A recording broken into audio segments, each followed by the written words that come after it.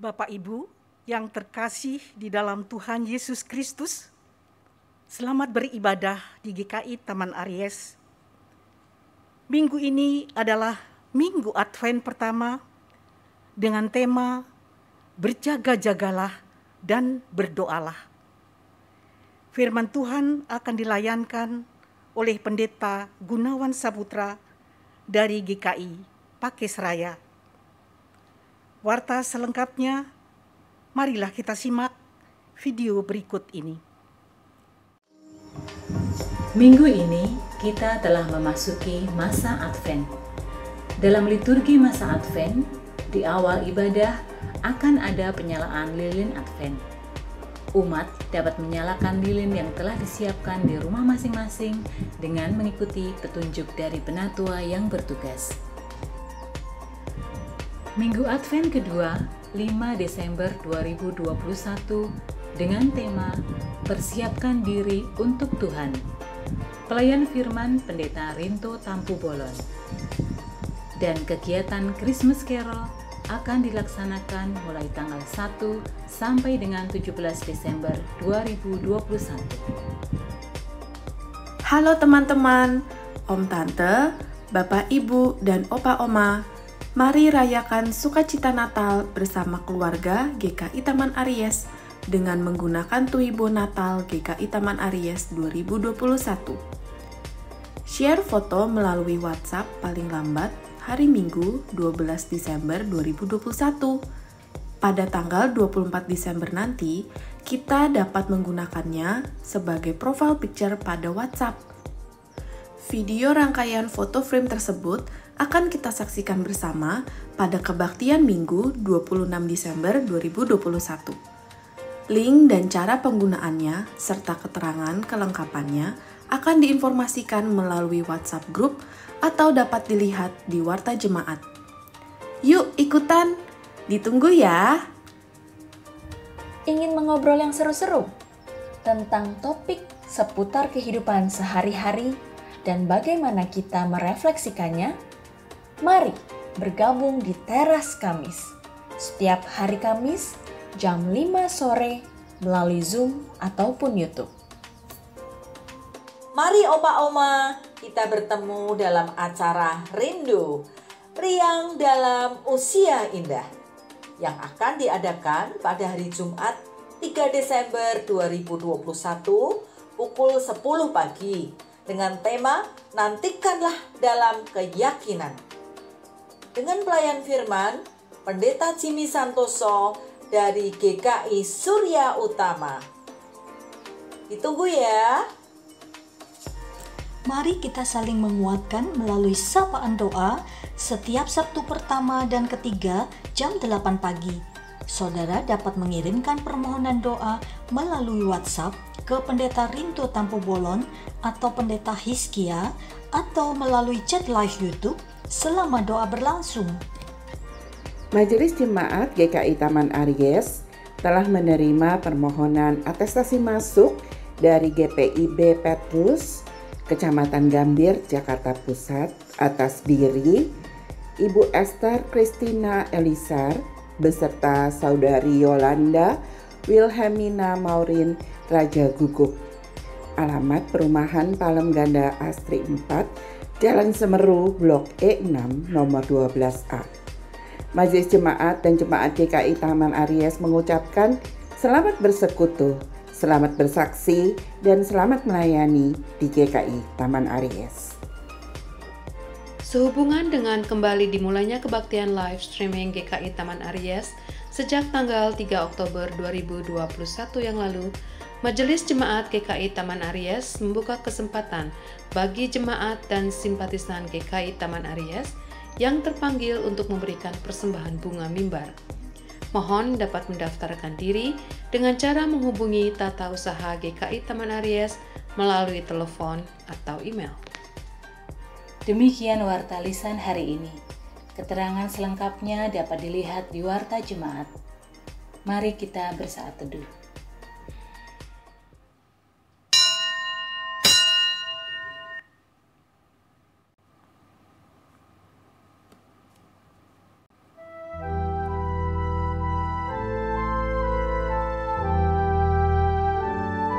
Dalam hati yang penuh pengharapan, kita nyalakan lilin Advent pertama ini sambil berseru, "Oh surya pagi, datanglah.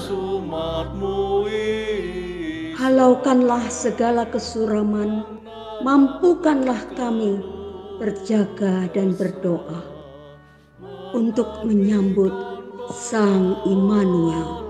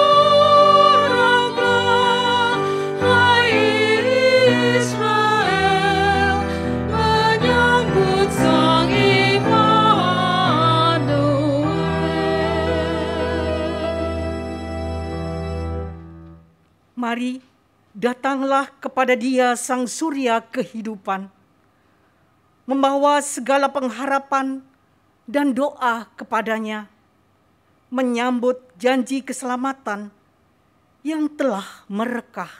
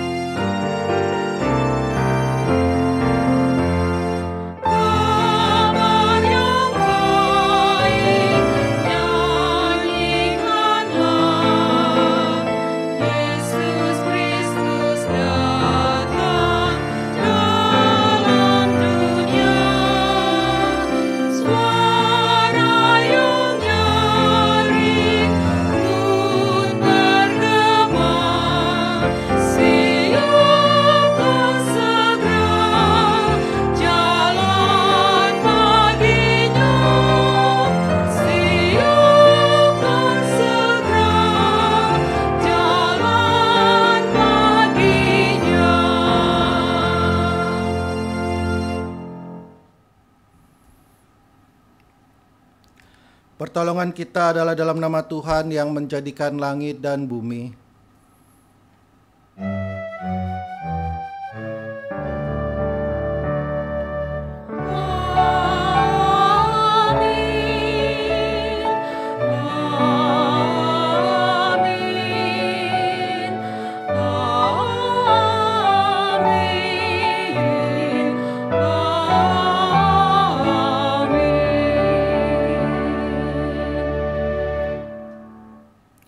Tuhan beserta saudara. Dan beserta saudara juga. Silakan duduk. Saudara-saudara, pada hari ini kita memasuki Minggu Advent pertama, sekaligus memasuki tahun liturgi yang baru. Dalam minggu-minggu Advent kita diajak untuk menghayati arti sebuah penantian. Penantian kelahiran Kristus pada masa silam, juga penantian kedatangannya kembali kelak. Dalam masa penantian inilah kita diajak mempersiapkan diri untuk menyambut kedatangannya dengan berjaga dan berdoa. Firman Tuhan dalam Lukas 21 ayat 36 berbunyi, "Berjaga-jagalah senantiasa sambil berdoa, supaya kamu beroleh kekuatan untuk luput dari semua yang akan terjadi itu, dan supaya kamu tahan berdiri di hadapan Anak Manusia." Dalam masa penantian ini, apakah kita sungguh-sungguh hidup dalam kewaspadaan terhadap godaan perbuatan dosa dan kesalahan yang tidak berkenan di hadapan Allah? Apakah kita sungguh-sungguh menjadi terang bagi sesama, ataukah kegelapan yang justru tampak dalam tutur dan perbuatan kita? Mari kita memeriksa diri dalam doa secara pribadi.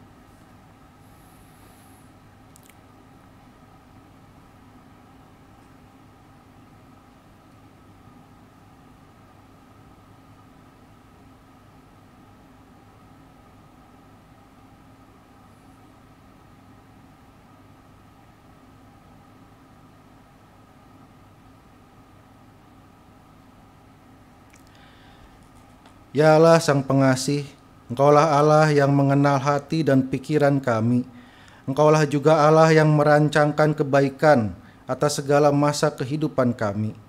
Dalam doa pribadi kami masing-masing, Engkau telah mendengar seruan pengakuan dosa kami. Kini kami mendambakan sentuhan belas kasih-Mu, belas kasih yang menyucikan dan menjadikan hidup kami benar menurut kehendak-Mu. Ya Tuhan, dengarlah ratap dan permohonan kami. Jenguklah diri kami di dalam kasih setia-Mu. Di dalam nama Tuhan Yesus Kristus kami berdoa. Amin.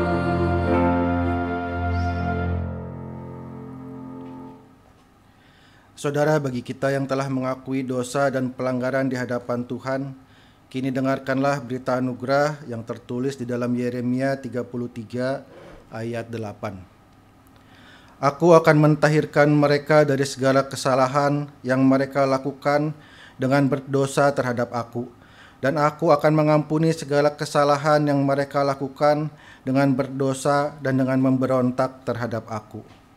Di dalam Kristus engkau telah diampuni. Di dalam Kristus engkau pun telah diampuni. Damai Kristus bagimu. Damai Kristus bagimu juga.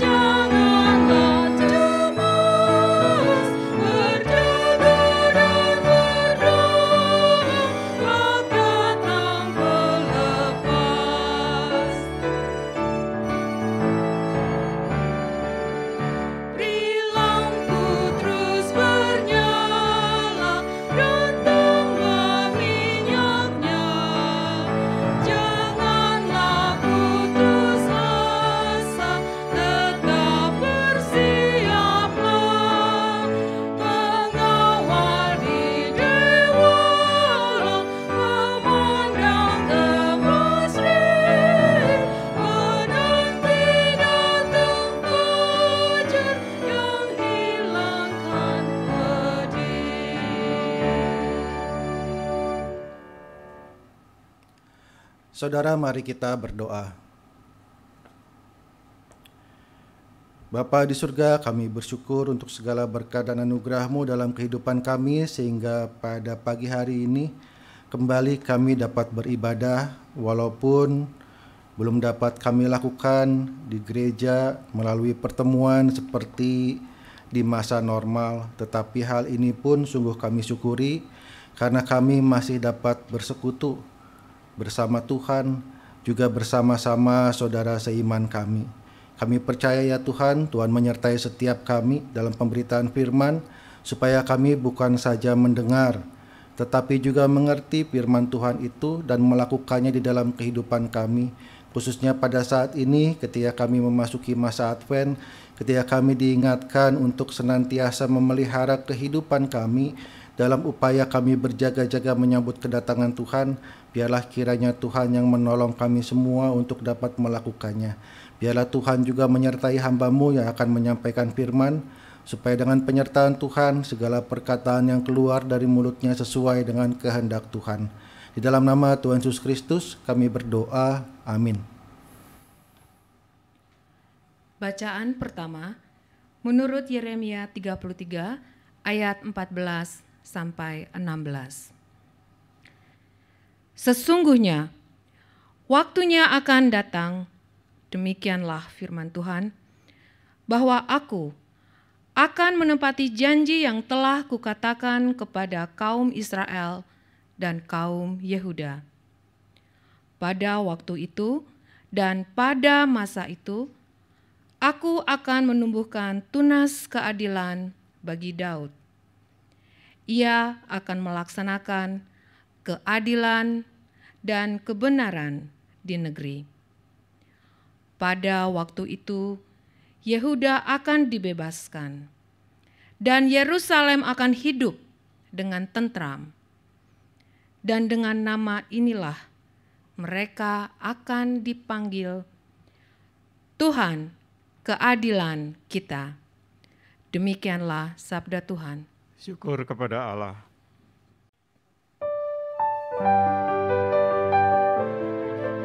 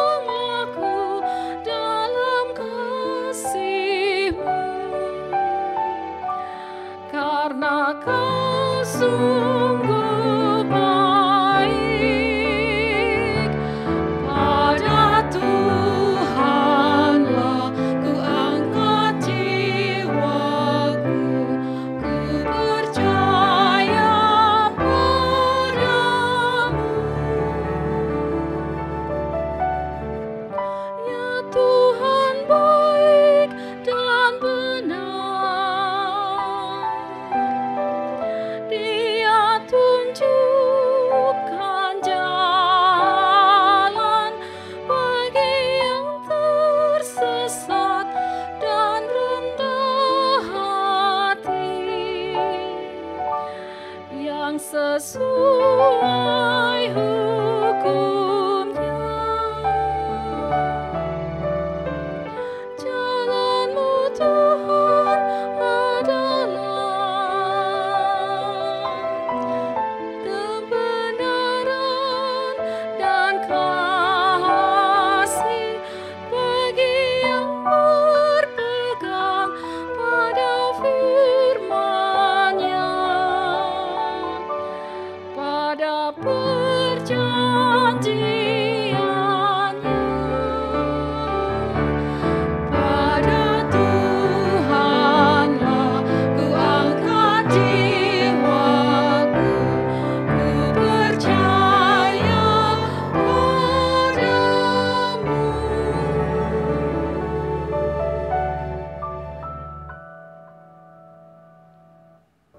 Bacaan kedua menurut 1 Tesalonika pasal 3 ayat 9 sampai dengan ke-13. Sebab ucapan syukur apakah yang dapat kami persembahkan kepada Allah atas segala sukacita yang kami peroleh karena kamu di hadapan Allah kita? Siang malam kami berdoa sungguh-sungguh supaya kita bertemu muka dengan muka dan menambahkan apa yang masih kurang pada imanmu. Kiranya Dia, Allah dan Bapa kita, dan Yesus Tuhan kita, membukakan kami jalan kepadamu. Dan kiranya Tuhan menjadikan kamu bertambah-tambah dan berkelimpahan dalam kasih seorang yang terhadap yang lain dan terhadap semua orang, sama seperti kami juga mengasihimu. Kiranya Dia menguatkan hatimu supaya tak bercacat dan kudus di hadapan Allah dan Bapa kita pada waktu kedatangan Yesus Tuhan kita dengan semua orang kudus-Nya. Demikianlah sabda Tuhan. Syukur kepada Allah.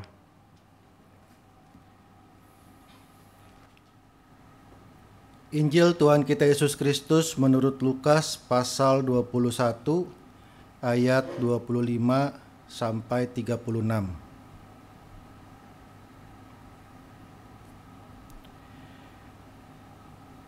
Dan akan ada tanda-tanda pada matahari dan bulan dan bintang-bintang, dan di bumi bangsa-bangsa akan takut dan bingung menghadapi deru dan gelora laut.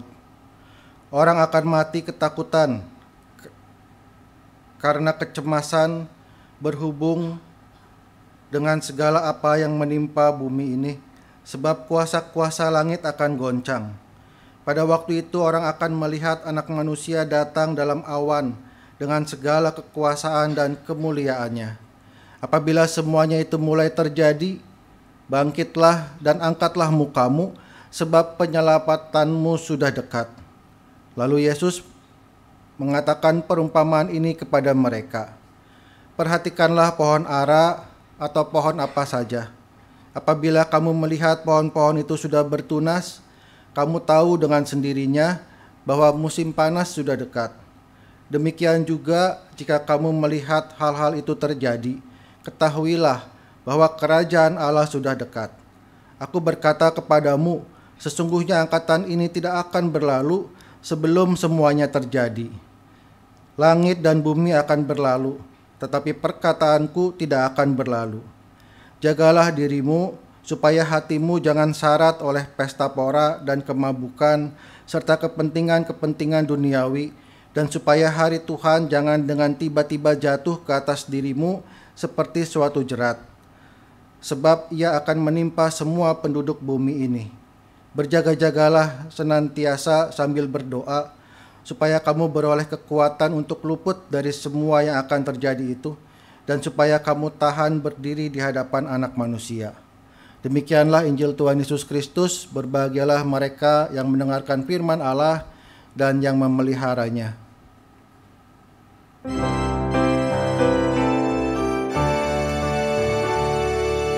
Maranatha,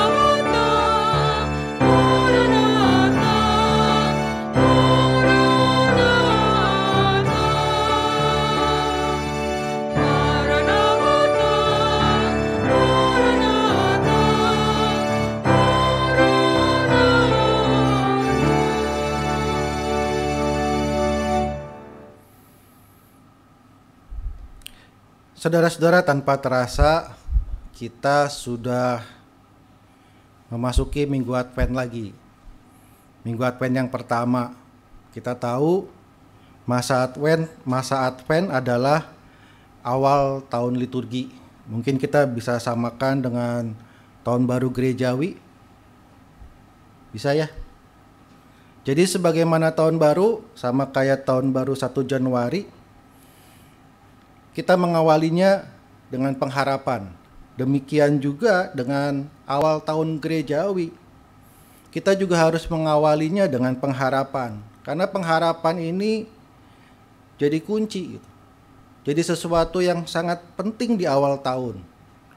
Kalau ya kita bayangkan lah ya, kalau di 1 Januari itu kita nggak punya pengharapan. Kita berputus asa, kira-kira setahun itu kita akan lewati seperti apa? Jangan-jangan kita nggak lewat gitu ya. Kalau di awal tahun aja kita udah putus asa. Demikian juga dengan awal tahun liturgi gitu. Awal tahun gerejawi. Sama, kita juga harus menyikapinya dengan penuh pengharapan. Setelah dalam sepanjang tahun ini kita mengalami naik turun banyak masalah. Ya, pengharapan kita mungkin di awal tahun kuat, tapi karena banyaknya persoalan, hari ini kita disegarkan kembali gitu. Harapan kita dibangkitkan kembali. Itulah sebabnya kenapa tahun liturgi, tahun gerejawi itu diawali dengan masa Advent. Karena Advent ini kan melambangkan pengharapan. Ya.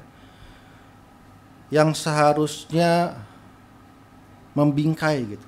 Spiritualitas kita ketika kita akan menjalani hari-hari ke depan dibungkus dengan pengharapan sepenuhnya, bukan setengah-setengah, bukan setengah berharap, setengahnya lagi khawatir, setengah bersuka cita, setengahnya lagi takut. Karena ya kadang ada juga orang yang menghayati Advent demikian, setengah-setengah. Advent memang mengandung dua dimensi sih ya, dimensi masa lalu dan dimensi masa depan. Dimensi masa lalu kita diajak untuk mengingat kembali, untuk menghayati kembali kedatangan Kristus sebagai manusia dalam diri Yesus yang akan kita rayakan pada saat Natal nanti. Untuk dimensi yang ini rasanya kita semua sepakat ya, kita bersuka cita, kita bersyukur karena kita diajak untuk melihat kembali bagaimana Mesias itu lahir di dalam kesederhanaannya. Dia lahir bukan sebagai penguasa yang menindas, tetapi lahir di dalam kesederhanaannya di kandang domba. Lahir dari seorang wanita muda, perawan Maria, yang di dalam kemudaannya dia mau taat pada kehendak Allah ketika dia dipakai untuk menjadi ibu Tuhan Yesus. Dia masih gadis, baru mau tunangan, terus mendapat kabar bahwa dia akan hamil. Ini kan bukan sesuatu yang mudah sebetulnya ya. Tetapi Maria yang sederhana itu mau taat akan apa yang menjadi kehendak Allah. Lalu kalau kita mengenang kelahiran Tuhan Yesus, ada juga tokoh gembala. Tokoh gembala ini menjadi tokoh marginal yang sering kali dilupakan, yang statusnya dalam masyarakat dianggap hina. Sering dilupakan karena mereka adanya di padang, bukan di tengah-tengah komunitas. Dianggap hina karena mereka tentu tidak dapat menjaga aturan-aturan agama. Orang Israel kalau mau makan harus mencuci tangan. Alasannya sih bukan kebersihan, tapi kekudusan. Siapa tahu mereka menyentuh sesuatu yang najis gitu. Karena itu mereka harus mencuci tangannya supaya tadi kekudusannya terjaga. Para gembala di padang mau cuci tangan di mana? Ya, jelaskan nggak mudah ya. Para gembala yang harus menjaga dombanya 24 jam, bagaimana dia bisa rutin hadir di sinagoga-sinagoga atau di bait Allah? Karena itu mereka dipandang rendah. Ya. Mereka dianggap hina. Tetapi para gembala yang rendah dan hina itu mendapat anugerah, kesempatan untuk hadir melihat bayi Yesus. Mereka yang pertama mendengar kabar sukacita. Itu penantian akan kedatangan Kristus yang pertama di masa lalu yang kita lihat penuh dengan sukacita, penuh dengan pengharapan bahwa bahkan para gembala pun diperhatikan oleh Tuhan. Kita bersukacita karena ya Kristus lahir bukan cuma untuk para gembala, tapi juga buat kita yang hina dan lemah. Bagian itu rasanya kita semua sepakat ya. Kita nantikan dengan penuh sukacita dan pengharapan. Walaupun sebenarnya pesan yang paling penting adalah bahwa kedatangan Kristus yang pertama kali itu sungguh terjadi. Ini yang paling penting. Bukti-bukti sejarahnya banyak. Artinya pengharapan kita sekarang bukan dilandaskan pada dongeng, tapi pada suatu peristiwa nyata, pada fakta.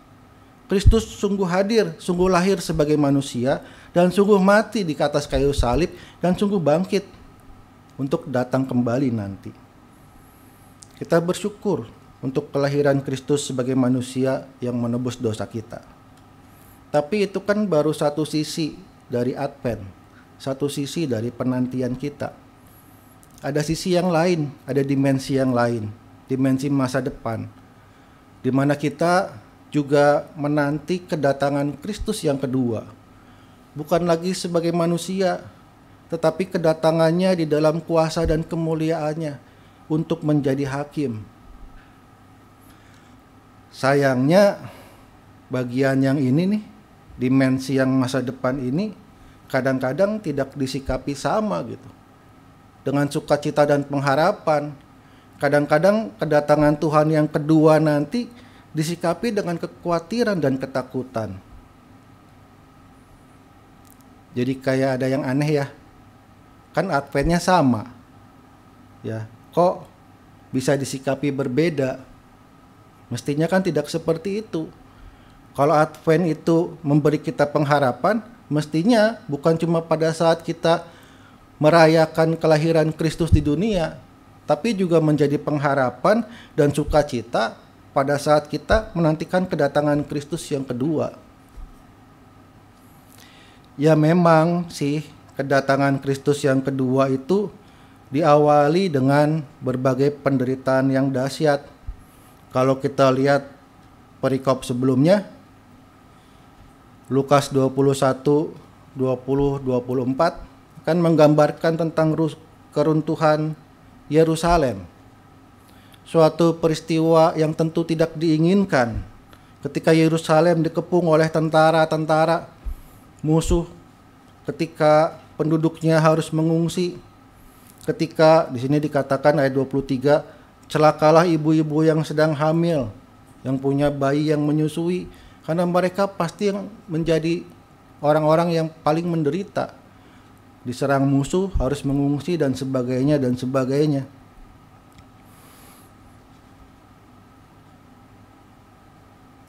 Penderitaan-penderitaan itu mengawali kedatangan Kristus yang kedua.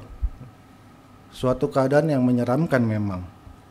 Dalam perikop kita Lukas 21 ayat 25 sampai 33, bukan cuma tentara musuh yang akan menyerang, yang akan mendatangkan ketakutan. Bahkan di situ juga begitu luar biasa ketakutannya. Matahari, bulan, bintang-bintang, dan bangsa-bangsa akan takut, akan mengalami ketakutan.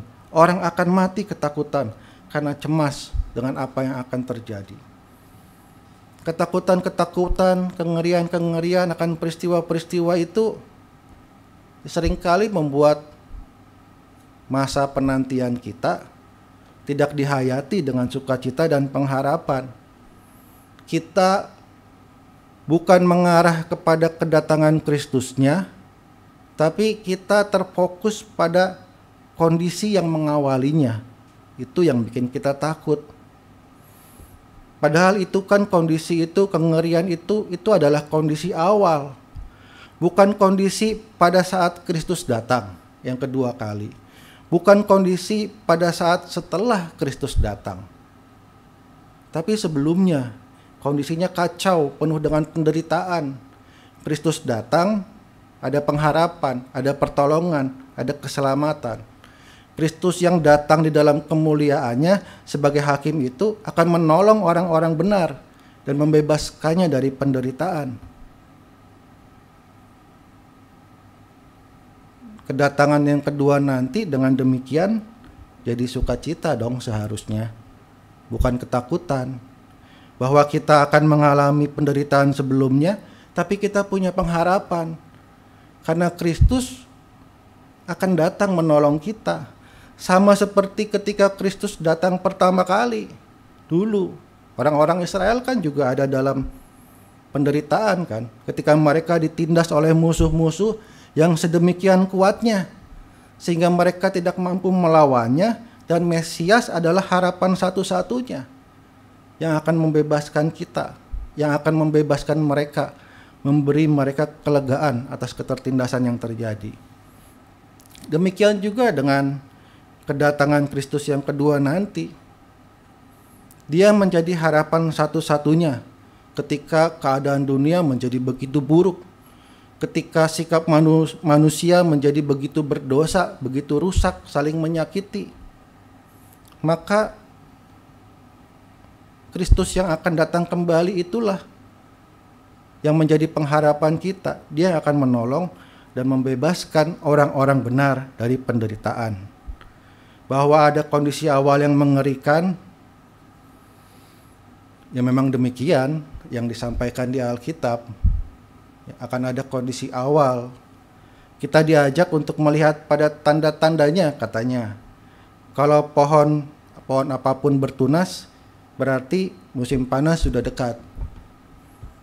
Tapi sebaliknya, kita juga bisa melihat kalau pohon apapun tidak bertunas, berarti bencana kelaparan sudah mengancam. Itu kan tanda-tandanya, ya. Kita juga bisa melihat tanda-tanda pada masa kini. Sudah memasuki musim hujan. Kalau kita melihat banyak sampah di kali tidak dibersihkan, itu kan menjadi tanda bahwa kita pasti akan kebanjiran. Ya kan? Kita menjadi tanda gitu. Siap-siaplah kita mengalami tadi penderitaan, banjir. Tandanya itu. Walaupun banjir mestinya sih bisa diatasi ya. Mestinya, tapi pada kenyataannya kan susah. Ya. Kenapa? Karena ada orang-orang yang peduli menjaga kebersihan, tidak buang sampah sembarangan. Ya. Ada yang orang-orang yang peduli tidak menebang pohon supaya air bisa meresap. Tapi kita juga ketemu dengan banyak orang-orang lain yang tidak peduli. Jadi itu kan tanda kan. Musim hujan banyak sampah di kali. Ya udah, siap-siap aja kita kebanjiran. Atau pandemi Covid lah yang kita alami sudah hampir 2 tahun ini. Ada protokol kesehatan, tapi ada orang-orang juga yang nggak mau pakai masker pun nggak mau. Ada vaksinnya, tapi juga ada kelompok orang-orang yang anti vaksinnya gitu. Kalau melihat tanda-tanda itu, ya kan kita harus bersiap-siap. Meskipun kita divaksin, meskipun kita pakai masker, jaga protokol kesehatan, kan kita tetap harus siap-siap. Karena kita bisa juga ikut menderita, tertular virus, karena situasinya seperti itu. Karena banyak orang-orang yang tidak peduli dengan orang lain, hanya memikirkan dirinya sendiri. Kalau pandemi mungkin mestinya juga bisa diatasi ya. Tapi ada lagi masalah yang lebih besar. Pemanasan global misalnya. Pemanasan globalnya sendiri isunya ada yang percaya, tapi banyak juga yang tidak percaya. Yang menyadari kalau pemanasan ini terus meningkat, maka akan jadi bencana, membuat gerakan-gerakan kembali ke alam, go green dan lain sebagainya. Tapi mereka ini kemudian berbenturan dengan orang-orang yang nggak peduli, yang tetap merusak alam. Kalau lihat datanya kan lumayan mengerikan ya. Setiap jamnya itu ada berapa luas hutan gitu yang hilang, yang dibabat. Kalau hutannya berkurang, maka suhu bumi ini pasti akan naik. Kalau suhunya naik, es di kutub akan mencair. Kalau es di kutub mencair, permukaan air laut akan naik. Sehingga daratan kan jadi berkurang dong. Kalau permukaan air lautnya naik, yang sekarang pantai, ya besok jadi laut gitu. Luas daratan akan berkurang. Sementara penduduk bumi kan bertambah banyak. Kalau kita lihat setiap masanya, setiap tahunnya, pertambahannya kan cepat. Artinya di satu titik, ya terus orang tinggal di mana jadinya gitu. Ya, saat ini sih kita bilang oh masih lama. Tapi saya pernah lihat satu kayak semacam ilustrasi yang menjelaskan bahwa kita tetap harus mewaspadai. Jadi diibaratkan satu gelas itu sebagai bumi. Isinya cuma satu butiran kecil, ketumbar lah misalnya. Kan kecil ya. Punya ruang yang sangat luas di dalam gelas itu. Setiap menitnya ketumbar itu kita anggap bisa membelah diri jadi 2 dalam semenit. Ya, kapan kira-kira gelasnya penuh? Kayaknya sih lama ya, masih luas banget kan. Tapi 1 jadi 2, 2 jadi 4, 4 jadi 8. Begitu mencapai 1/4 gelas, tinggal butuh 2 menit lagi kan. Karena menit berikutnya jadi setengah gelas. Menit berikutnya gelasnya udah penuh. Menit berikutnya udah tumpah, udah gak mampu menampung. Ya. Bumi ini juga kalau manusianya tadi gak memperhatikan alam, tidak juga mengatur, ya, maka pada saatnya akan penuh. Ketika penuh, maka sumber daya energi misalnya, makanan misalnya, jadi sangat terbatas. Dan orang akan berebut untuk itu. Untuk itu orang akan mengalami peperangan. Ya. Pada saat itu terjadi, siapa yang bisa mencegah? Kita ngomong banjir yang lebih simpel aja, ya yang seharusnya mudah diatasi ternyata susah gitu ya. Kenapa? Karena orang-orang yang punya kesadaran ya bertemu dengan orang-orang yang cuek aja. Pada saat itu terjadi, ketika bumi sudah kekurangan sumber daya, maka harapan satu-satunya adalah Kristus. Harapan satu-satunya adalah Kristus. Kita bisa melihat kok tanda-tandanya. Kalau hutan terus dibabat, ya bencana pasti. Tanda itu kan ada jelas, ya kan? Kita bisa lihat juga kok datanya bagaimana es di kutub semakin mencair, bagaimana permukaan air laut semakin meninggi. Datanya ada kok. Ya, mari kita lihat itu tadi sebagai tanda-tanda, bukan untuk menakut-nakuti, tapi untuk mengingatkan kita bahwa kita harus memelihara hidup kita. Harus tadi senantiasa berjaga-jaga supaya kalau peristiwa itu terjadi, kalau Tuhan datang untuk menolong dan menyelamatkan kita, ketika musuh-musuh, perusak-perusak, pendosa-pendosa itu menjadi begitu kuat, dan Tuhan sendiri yang akan datang untuk melawan, mengalahkan para perusak, para perusuh, para pendosa itu, kita menjadi bagian yang diselamatkan gitu. Bukan menjadi bagian yang dimusnahkan. Tuhan yang akan datang itu menjadi pengharapan buat kita. Bahwa walaupun mungkin kita tidak terhindarkan dari penderitaan-penderitaan itu, tapi kita punya pengharapan. Ketika semuanya tidak lagi terkendalikan, Tuhan yang akan datang dan menolong kita dan menyelamatkan kita. Yang paling penting untuk kita lakukan adalah kita berjaga-jaga, memelihara hidup sebagai orang benar. Jangan sampai pada saat Tuhan datang itu kita tidak hidup sebagai orang benar. Kitalah perusuhnya gitu. Kitalah perusaknya. Kitalah pendosanya. Ya kalau seperti itu ya wajar kalau takut ya. Dengar Tuhan akan datang kembali jadi takut ya wajar kalau seperti itu. Karena itu kita diingatkan untuk terus berjaga-jaga, memelihara hidup kita sebagai orang benar. berjaga-jaga dan berdoa supaya kita dikuatkan, supaya kamu beroleh kekuatan untuk luput dari semuanya yang akan terjadi itu.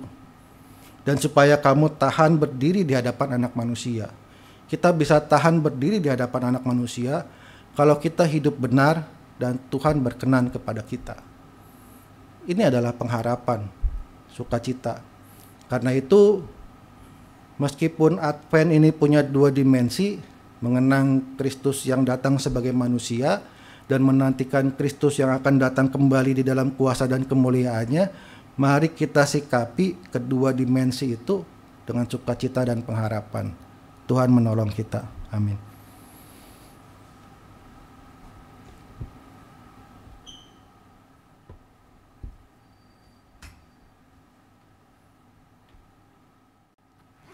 Lagu Kidung Jemaat 406, Ya Tuhan Bimbing Aku, ditulis oleh seorang penyair wanita Jerman, yakni Julie von Hausmann di akhir abad 19. Kemudian digubah dengan sangat apik oleh Friedrich Schiller dengan judul Take Thou My Hand, O Father. Julie menulis kata demi kata dalam puisinya karena kagum akan sikap Maria saudara Marta yang rela duduk dekat kaki Tuhan dan terus mendengarkan perkataannya. Juga pernyataan seorang pemuda yang bertemu Yesus dalam Lukas 9 ayat yang 57 berbunyi demikian, Aku akan mengikut engkau kemana saja engkau pergi. Kedua hal itulah yang membulatkan tekad Julie untuk terus memohon agar Tuhan memegang tangannya, sehingga ia dapat terus berjalan mengikut Yesus dalam segala cuaca kehidupannya, susah atau senang, sampai perjalanan hidupnya berakhir dan bertemu dengan Tuhan yang ia kasihi. Kiranya Roh Kudus menolong kita untuk mengandalkan bimbingan Tuhan dan memelihara persekutuan dengan Dia. Dengan segala kerendahan hati, setiap hari kita mau memohon, Ya Tuhan, bimbing aku di jalanku.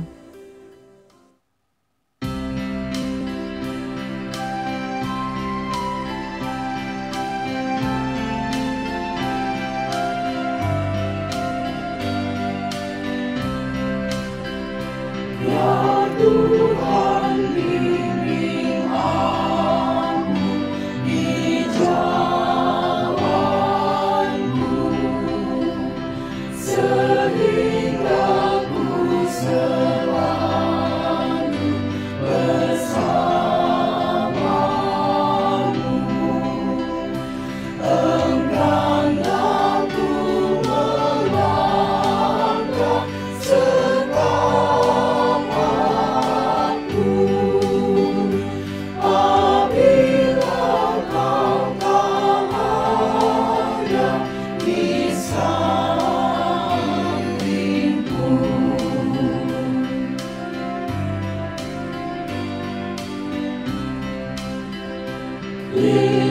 lindungilah hatiku di rahmat-Mu dan buatlah batinku tenang teduh dekat kaki-Mu saja ku mau.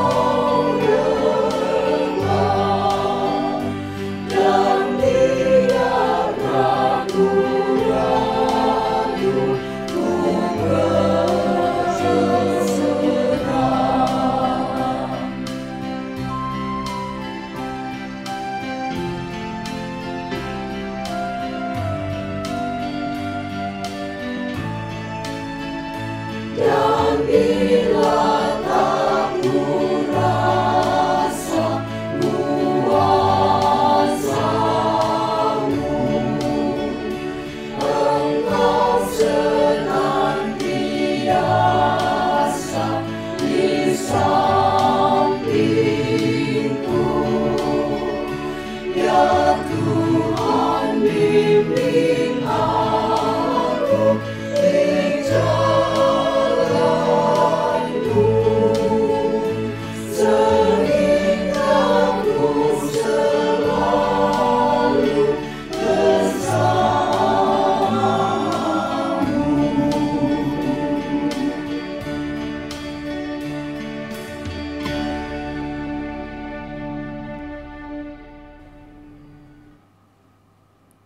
Marilah kita bersama dengan umat Allah di masa lalu, masa kini, dan masa depan, mengingat janji baptisan kita dengan mengikrarkan pengakuan iman rasuli.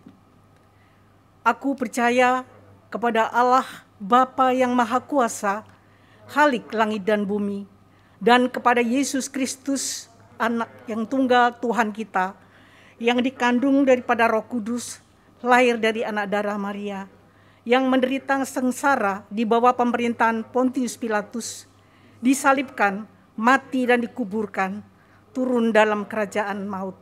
Pada hari yang ketiga, bangkit pula dari antara orang mati, naik ke surga, duduk sebelah kanan Allah, Bapa yang Maha Kuasa. Dan dari sana ia akan datang untuk menghakimi orang yang hidup dan yang mati. Aku percaya kepada Roh Kudus, gereja yang kudus dan am, persekutuan orang kudus, pengampunan dosa, kebangkitan orang mati, dan hidup yang kekal. Amin.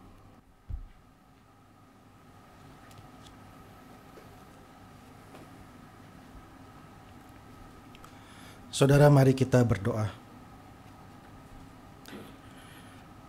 Bapa di surga, kami bersyukur untuk firman yang kembali mengingatkan kami agar kami senantiasa berjaga-jaga, memelihara kehidupan iman kami, agar kami menjadi umat-Mu yang taat dan setia.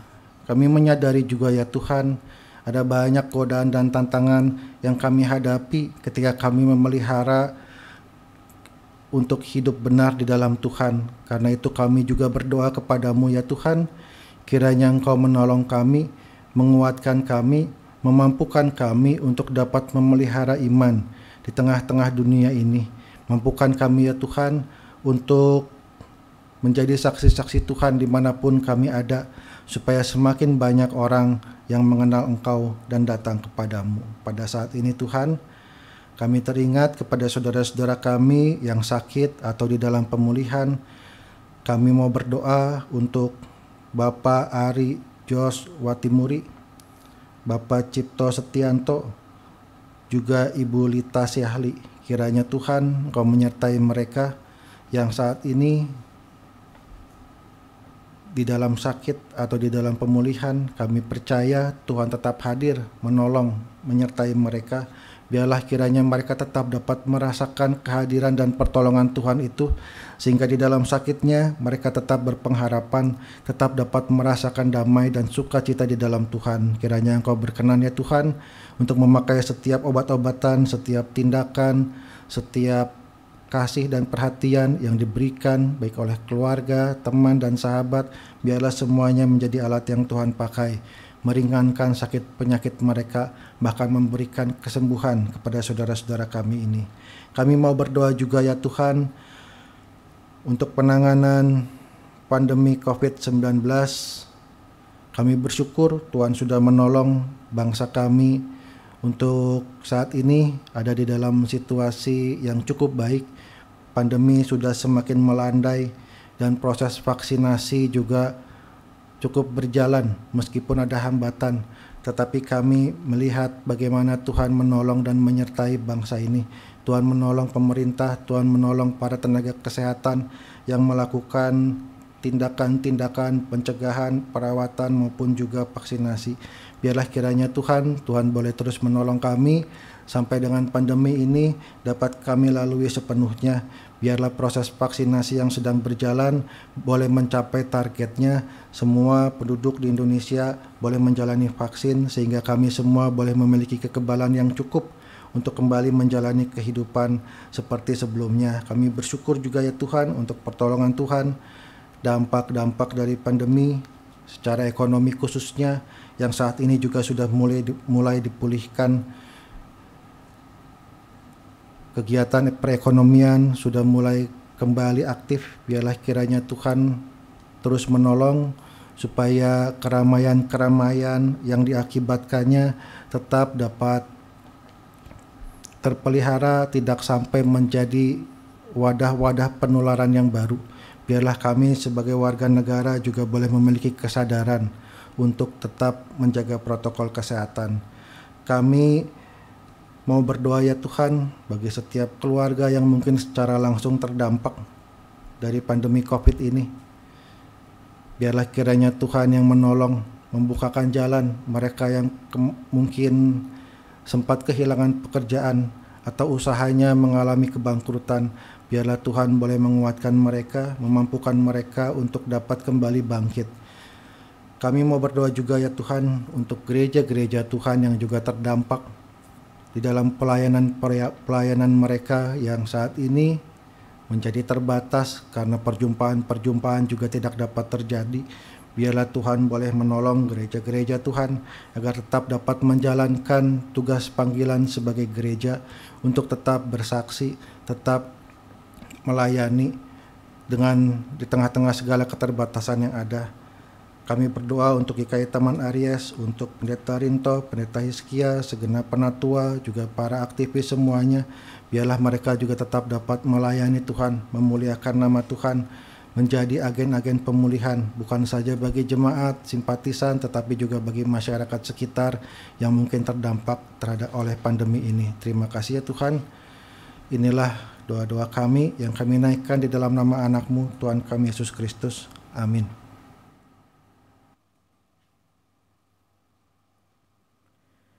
Saat ini kita akan menyatakan syukur kepada Allah melalui persembahan kita dengan mengingat firman Tuhan di Mazmur 86 ayat 12.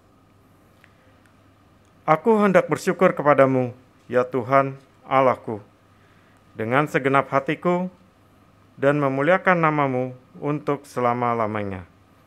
Umat dapat mengirimkan persembahan melalui rekening GKI Taman Aries atas nama GKI Sinode Wilayah Jawa Barat atau dengan scan QRIS yang tertera di layar.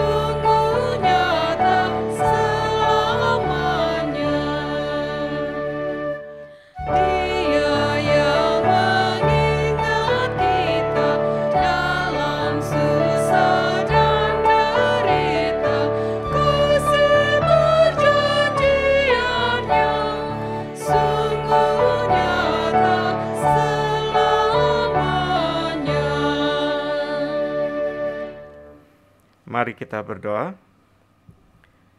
Ya Allah, kami bersyukur atas kasih setia-Mu yang sungguh nyata selamanya. Engkau mengingat setiap kami, Engkau menghadirkan kebajikan dalam hidup kami. Engkau menyatakan pengharapan yang tak pernah putus. Kini kami membawa persembahan ke hadapan-Mu, kiranya persembahan ini dapat menjadi berkat, menjadi kesaksian atas kebaikan-Mu, dan menjadi bentuk bagi gereja meneruskan karya keselamatan-Mu. Di dalam nama Yesus Kristus kami berdoa. Amin.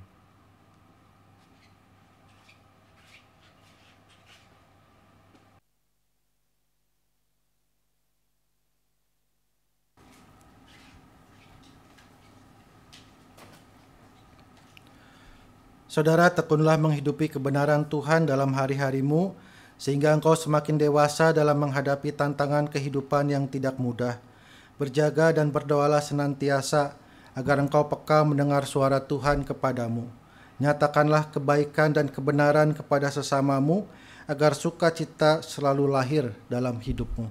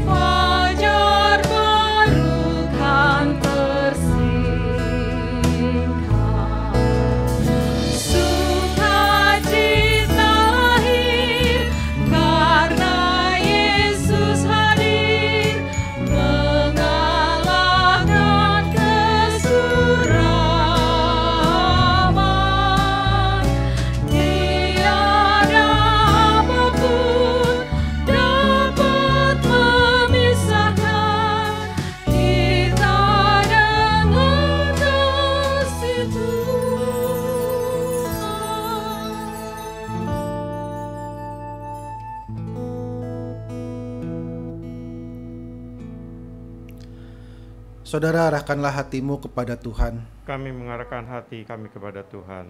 Jadilah saksi Kristus. Syukur kepada Allah. Terpujilah Tuhan. Kini dan selamanya. Terimalah berkat Tuhan. Kiranya Allah sumber pengharapan memenuhi kamu dengan semangat untuk tekun berjaga dan berdoa, dengan kekuatan untuk menghadapi tantangan kehidupan yang tidak mudah, dengan kasih untuk meneduhkan batin dan jiwamu. Tuhan menjaga dan memeliharamu kini dan selamanya.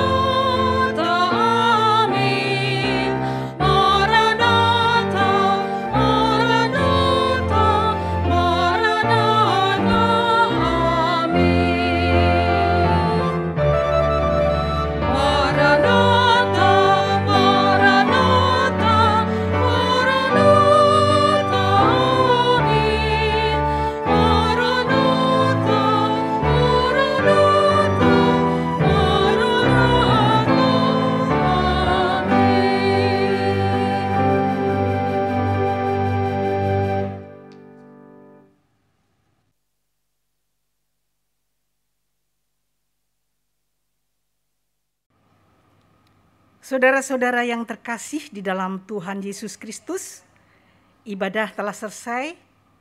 Bagi saudara yang ingin melayani atau membutuhkan pelayanan, dapat menghubungi tata usaha GKI Taman Aries dengan telepon 021 585 0021. Selamat hari Minggu, Tuhan memberkati.